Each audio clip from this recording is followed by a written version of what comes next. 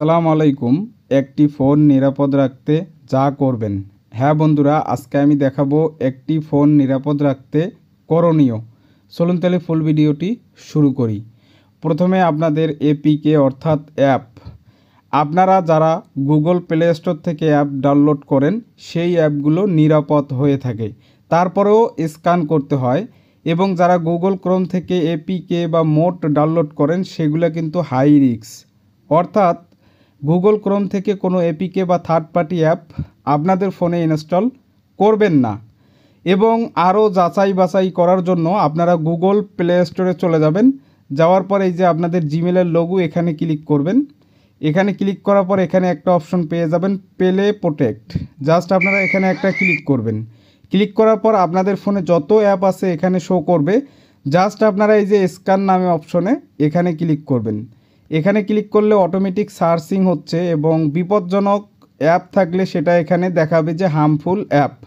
যেহেতু আমি অনেক নিরাপদ রাখছি আমার ফোনটি, সেহেতু আমার কোনো হার্মফুল অ্যাপ নাই।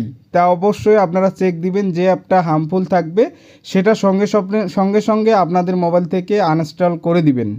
এরপরে আমরা যে ধাপে যাব, একটি ফোন নিরাপদ রাখতে যেগুলো বিষয় এড়িয়ে চলা উচিত।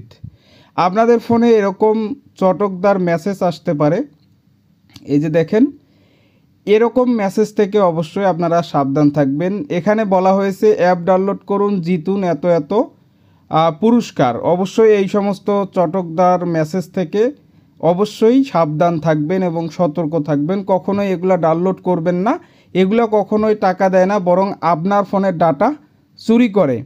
এরপরে যে আমি ধাপটা দেখাবো সেটা হচ্ছে ফেসবুক মেসেঞ্জার বা সোশ্যাল মিডিয়া আমরা ব্যবহার করে থাকি। তা মনে করেন মেসেঞ্জারে আপনাদের পরিচিত কেউ আপনাকে মেসেজ করলো যে এই লিঙ্কে ক্লিক করে সাইন আপ করুন বা করুন, আপনি টাকা পাবেন, ঠিক আছে, বিকাশ নগদ আপনাকে লোভ দেখানো হবে। তা অবশ্যই ফেসবুক মেসেঞ্জার বা ইত্যাদি কোনো লিঙ্কে ক্লিক করে কোথাও আপনাদের ব্যক্তিগত ইনফরমেশন দিবেন না।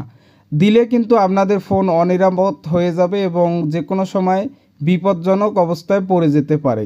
তা অবশ্যই এই সমস্ত বিষয় আপনারা এড়িয়ে চলবেন এবং আপনার ফোনটি নিরাপদ রাখতে এই বিষয়গুলা মাথায় রাখা জরুরি।